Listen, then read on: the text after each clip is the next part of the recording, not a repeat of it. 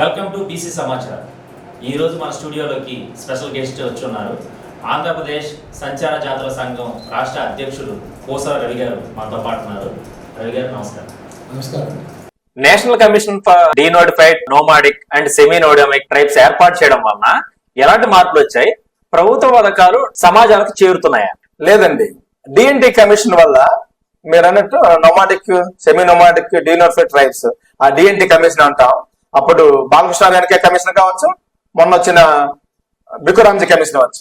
ఆ కమిషన్ లో వల్ల ఇంతవరకు మాకు ఎటువంటి ప్రయోజనం లేదు సార్. భారత రాజ్యాంగంలోని ట్రైబ్ వెల్ఫేర్ ఉంది, ఆ డబ్బులు కూడా మాకు ఖర్చు పెట్టడం లేదు.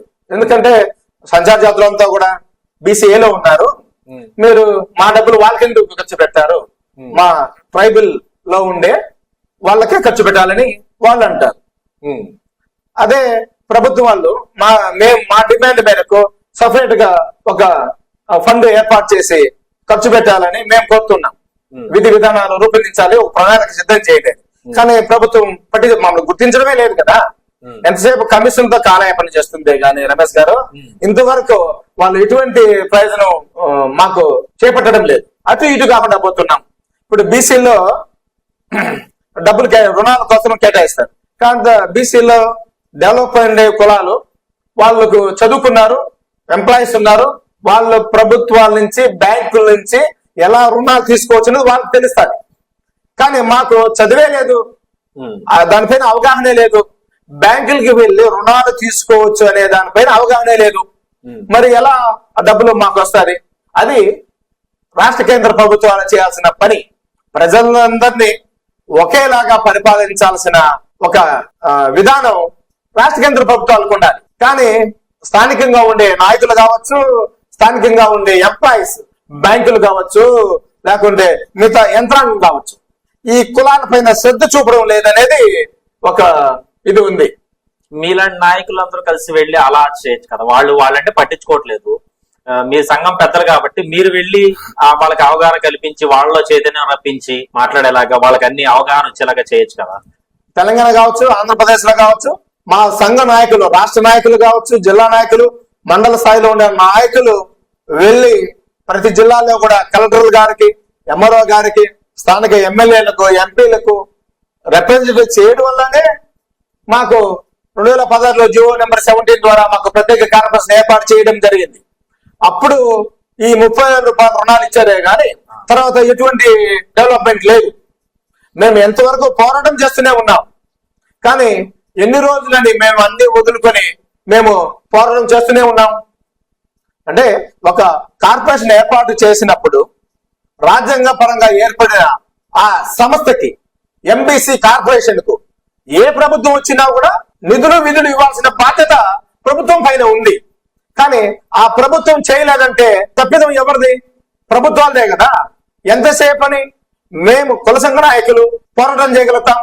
ఇల్లు వాకిలి పెళ్ళాం బెడ్లు వదిలేసి వేలాది రూపాయలు ఖర్చు చేసుకొని ఒక కమిషన్ వస్తుందంటే అది బీసీ కమిషన్ కావచ్చు, నేషనల్ బీసీ కమిషన్ కావచ్చు, డిఎన్టీ కమిషన్ కావచ్చు. గుంటూరులో ఒకసారి బికురాంజీ కమిషన్ వస్తే రాష్ట్ర వ్యాప్తంగా ఉండే మా కులాలు, సంచార జాతులంతా కూడా వేలాది రూపాయలు ఖర్చు పెట్టుకొని గుంటూరుకు వచ్చి ఆయనకి రిప్రజెంటేషన్ చేయడం జరిగింది. తిరుపతికి నేషనల్ బీసీ కమిషన్ వస్తే రాష్ట్ర వ్యాప్తంగా ఉండే మా కులాలంతా కూడా తిరుపతికి రావడం జరిగింది. కానీ ఆ నేషనల్ బీసీ కమిషన్ వచ్చి ఏం చేసిందండి? ఎంత దుర్మార్గమైన పని అంటే, నేషనల్ బీసీ కమిషన్ ఒక సెంట్రల్ మినిస్టర్ తో సమానం. వాళ్ళు వారి సిబ్బంది మెంబర్లు వచ్చి తిరుమల దేవాలయానికి వెళ్తారండి. ఓకే, దేవాలయానికి వెళ్ళొచ్చు, మేము కాదనలేదు. వారు దేవాలయానికి వెళ్ళి మాకు తెల్లవారుతో 9 గంటలని చెప్పి 12:45కు వచ్చారండి. పద్మావతి గెస్ట్ హౌస్ కి వచ్చారు. ఒక ప్రత్యేకమైన ఏర్పాటు చేయలేదు. ఎంతో దుర్మార్గమైన ఆ కమిషన్ మీరు ఆలోచించారు. నేషనల్ కమిషన్ అంటే ఒక రాష్ట్రానికి వచ్చి కొన్ని జిల్లాలు తిరిగి సభలు సమావేశాలు ఏర్పాటు చేసి మా సమస్యను తెలుసుకొని కేంద్ర ప్రభుత్వానికి తెలియజేసిన గురుకుల బాధ్యత బీసీ కమిషన్ ఉంది. కానీ అటువంటి ఏమీ చేయకుండా తిరుమలకి ఎవరు వచ్చినా తిరుమల దర్శనానికి వస్తారు, అక్కడికి వచ్చి మేము రిప్రజెంటేటివ్ ఇవ్వాలి, మేము మాట్లాడతామంటే టైం అయిపోతుంది, మీరు రిప్రజెంటేటివ్ ఇవ్వండి, మేము చెన్నైకి వెళ్ళాలంటారు. ఎంత దుర్మార్గం, ఎంత నీచం! ఇదే పరిపాలన చేసేది. అందుకైనా రాజ్యాంగ పరమైన హక్కులు వీళ్ళకు కల్పించేది. గౌరవ ప్రధాని ఒక మంచి చేశారు. అంటే అంతవరకు కూడా మాకు బీసీకి కమిషన్ కి చట్టబద్ధత లేదు. గౌరవ ప్రధానమంత్రి బీసీల కోసం ఒక చట్టబద్ధతమైన బీసీ కమిషన్ ఏర్పాటు చేశారు. ఆ బీసీ కమిషన్ పనిచేయడం లేదు. ఒక చోటుకు వచ్చి ఏదో దైవ దర్శనాలతో చేసుకుని కాలాపం చేసుకుని వెళ్ళిపోతా ఉంటారు. ఏదైనా మాటలు చెప్తున్నారు కానీ చేతల్లో లేదా? మాటల్లో ఉందే కానీ చేతల్లో లేదు. అంటే ప్రభుత్వం లేక మాకు నేషనల్ కమిషన్ చట్టబద్ధత తీసుకొచ్చి కులాల వాళ్ళపైన అవగాహన తెచ్చుకోండి, ఆ కులాల సమస్యను తీసుకురండి అంటే వాళ్ళు ఆ పని చేయడం లేదు ఆ అధికారులు.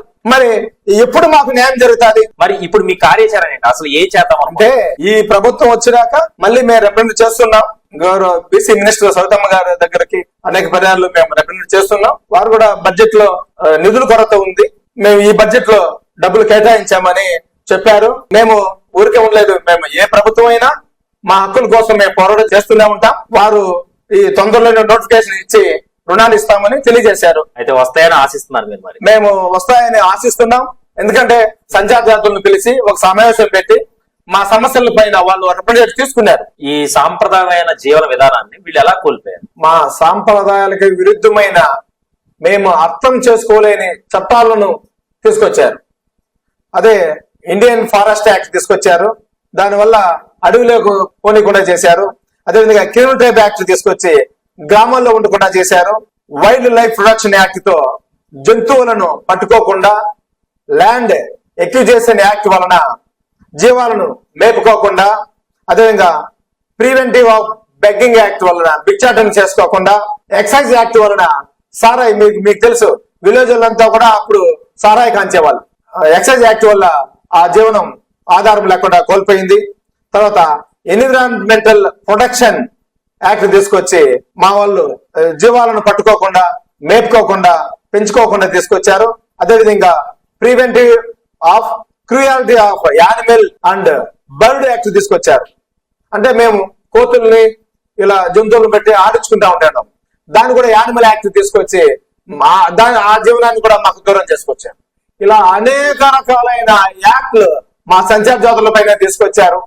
ఇప్పుడు ఉదాహరణ సారాయి తీసుకోండి. ఎక్సైజ్ యాక్ట్ వల్ల మాకు జీవన ఉపాధి పోయింది. అదే ఇప్పుడు గౌడాస్ కి ఇస్తున్నారు. వైన్ షాపులు వాళ్లకు పర్సంటేజ్ ఇస్తున్నారు. ఈడిగ కులస్తులకి, గీత కార్మికులని వాళ్ళకి పర్సంటేజ్. కానీ ప్రధానంగా స్వతంత్రం ముందు నుంచి ఆ సారాయి కాంచేది, అది పనిచేసేది మా వాళ్ళు. దాన్ని ఎక్సైజ్ యాక్ట్ మీరు ఉల్లంఘిస్తున్నారని మమ్మల్ని ఆ పని చేయలేకుండా పోయారు. అర్థం చేసుకోవాలనే యాక్ట్ తీసుకొచ్చి ఏం చేయాలన్నా భయం భయం భయం. పోలీసులు అంటే భయం. ఎందుకంటే బిఫోర్ ఇండిపెండెన్స్ అప్పుడే ఈ 1877లో వచ్చిన క్రిమినల్ ట్రైబ్ యాక్ట్ వల్ల చాలా భయపడిపోయారు. అప్పటి నుంచి కూడా ఇప్పటి వరకు కూడా పోలీసులు అంటే భయం, పోలీస్ స్టేషన్ అంటే భయం. అందుకే మా వాళ్ళంతా కూడా పోలీస్ స్టేషన్ పోకుండా ఏ తగాదాలు వచ్చినా మా వాళ్ళు పూర్వీకులంతా కూడా ఒక చింత చెట్టు కింద కూర్చొని సాంప్రదాయ రీతిలో పంచాయతీలు చేసుకోవడం, తప్పులను వేయడం, అది చేసేవాళ్ళు. ఆ కట్టుబాట్లు రావడానికి కారణం కూడా ఇదే. ప్రభుత్వం నుంచి వచ్చే విద్య గాని, వైద్యం గాని ఇవన్నీ కూడా వీళ్ళకి అందుతున్నాయా? విద్య అందాలంటే ఇందాక మేము చెప్పాం కదండి, మా వాళ్ళు మైగ్రేట్ అయిపోతా ఉంటారు.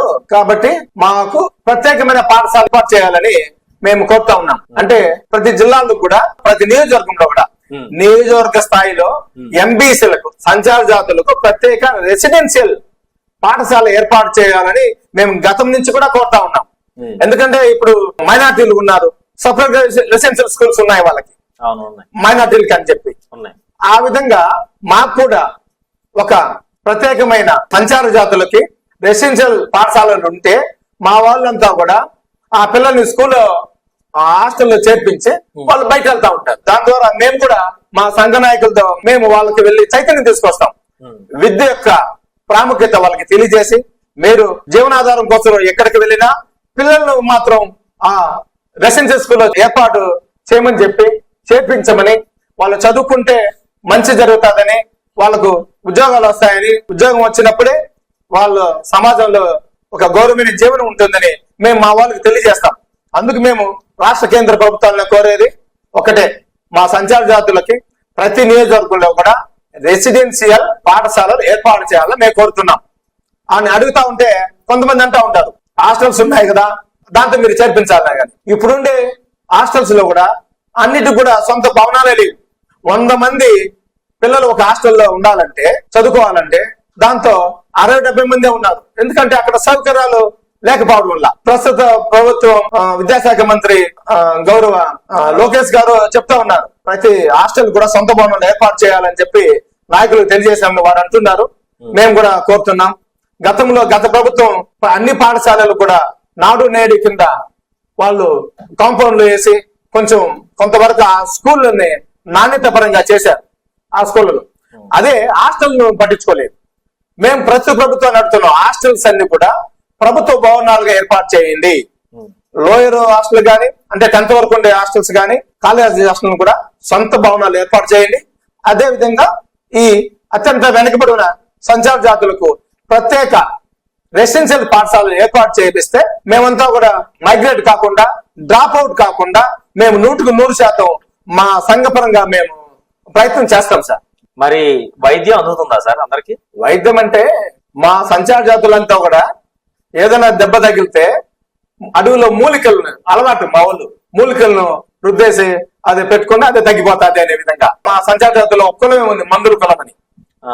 ఆ విధంగా అందరూ కూడా సంచార జాతులు అనే 32 కులాలు, ఆంధ్రప్రదేశ్ లో ఉండే 32 కులాలు కూడా చాలా వరకు నాటు వైద్యం పైన ఆధారపడి ఉంటాం ఎప్పుడు కూడా.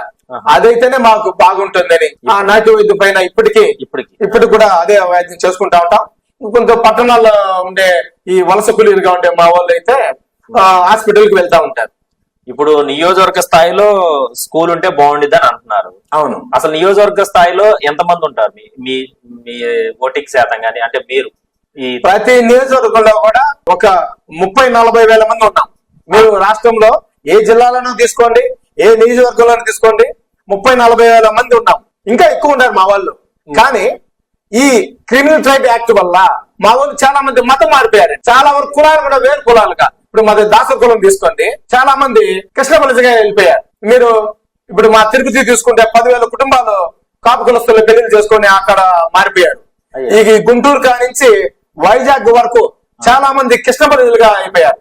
దానివల్ల కాపు సోదరులు ఎక్కువ అయిపోయారు, మా కులాలంతా తగ్గిపోయాయి. అసలు ఈ తెగల అభివృద్ధి కోసం ప్రభుత్వాలు ఎలాంటి చర్యలు తీసుకోవాలి తక్షణం? ప్రభుత్వాలు మా సంచార జాతుల అభివృద్ధి కోసం ఒక ప్రత్యేకమైన రాజ్యాంగపరమైన కమిషన్ ఏర్పాటు చేయాలని మేము కోరుకుంటున్నాం. ఎందుకంటే ఒక పర్మనెంట్ కమిషన్ అనేది ఉంటే నిరంతరం ఆ కమిషన్ మా కులాలతో పనిచేస్తుంది. వాళ్ళకు మేము కూడా మా సమస్యలు వాళ్ళు తెలియజేసేదానికి అవకాశం ఉంటుంది. తప్పకుండా వాళ్ళు మా సమస్య పైన అవగాహన ఉంటుంది వాళ్ళకి, వాళ్ళు ప్రభుత్వాలకు తెలియజేయడం జరుగుతుంది. కాబట్టి మాకు మొదటగా ప్రత్యేక పర్మనెంట్ కమిషన్ కావాలి. రాజ్యాంగం షెడ్యూల్డ్ 3లో మా కులాన్ని చేర్చాలి. విద్య, ఉద్యోగ, ఆర్థిక, రాజకీయ రంగాలలో మాకు 12% రిజర్వేషన్ కల్పించాలి. కల్పించినప్పుడే అన్నిట్లోనూ కూడా మేము కూడా ఉద్యోగాలు చేసి సమాజంలో గౌరవంగా జీవనం పొందడానికి అవకాశం ఉంటుంది. అదే విధంగా స్థానిక సంస్థల్లో రిజర్వేషన్ కల్పించాలి. రమేష్ గారు, స్థానిక సంస్థల్లో రిజర్వేషన్ అంతా కూడా కేవలం 4 కులాలే, బీసీ కులాల్లో ఉండే 4 కులాలే పొందుతా ఉన్నాయి. మా సంచార జాతులు వారు ఎప్పటి వరకు కూడా వార్డు మెంబర్ కూడా కాలేదు. మేము ప్రభుత్వాన్ని కోరేది ఒకటే, మాకు రిజర్వేషన్ కల్పించండి. సర్వరోగ నివారణ రిజర్వేషన్ మా జన్మ హక్కు. మేము పుట్టుకతో సంచార జాతుల వాళ్ళం. భారత రాజ్యాంగం కల్పించిన హక్కులన్నీ అనుభవించాల్సిన హక్కు కూడా మాకు కూడా ఉంది.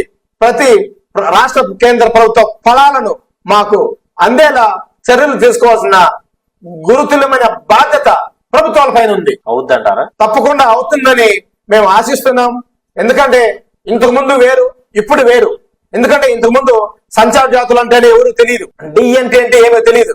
సాధారణ పార్టీలో కూడా బీసీ సెల్ అని పెట్టారు, ఇంతకు ముందు మీకు తెలిసిందే. కానీ ఈ 10 ఏళ్లుగా డిఎన్టీ సెల్ కూడా పెట్టారు. కాంగ్రెస్ పార్టీ అది ప్రారంభించింది డిఎన్టీ సెల్ అని. ఇప్పుడు అన్ని పార్టీలు కూడా మన ఆంధ్రప్రదేశ్ లో అయితే ఎంబీసీ సాధికార కమిటీలని తీసుకొచ్చింది తెలుగుదేశం ప్రభుత్వం. మిగతా అన్ని కూడా రాష్ట్రాల్లో కూడా డిఎన్టీ అనేది తీసుకొచ్చింది. అంటే ముందుకన్నా ఇప్పుడు కొంచెం మమ్మల్ని గుర్తిస్తున్నారు. ఇదే విధంగా మమ్మల్ని గుర్తించి ముందుకు తీసుకోవాల్సిన బాధ్యత పార్టీలది, ప్రభుత్వాల పైన ఉంది. మాకు న్యాయం జరుగుతుందని మేము ఆశిస్తా ఉన్నాం. థ్యాంక్ యూ రవి గారు, మీ విలువైన సమయాన్ని, సమాచారాన్ని మాకు తెలియజేసినందుకు మీరు చేస్తున్న ఈ పోరాటం మీ జాతులకు ప్రభుత్వాలు రిజర్వేషన్ కల్పించాలని మనస్ఫూర్తిగా కోరుకుంటుంది బీసీ సమాచారం. థ్యాంక్ యూ అండి. అందరికీ నమస్కారం. చాలా సంతోషం. ఈ రోజు అత్యంత వెనుకబడి కులాలు, సంచార జాతులు సమస్యలు గురించి ప్రపంచానికి తెలియజేసే ముఖ్య ఉద్దేశంతో బీసీ సమాచార్ ఛానల్ వారు మమ్మల్ని పిలిపించి మా దగ్గర ఉండే ఈ విలువైన సమాచారాన్ని మీరు తీసుకున్నారు. మీ ద్వారా మాకు న్యాయం జరుగుతుందని మేము కోరుకుంటున్నాం సార్. Thank you.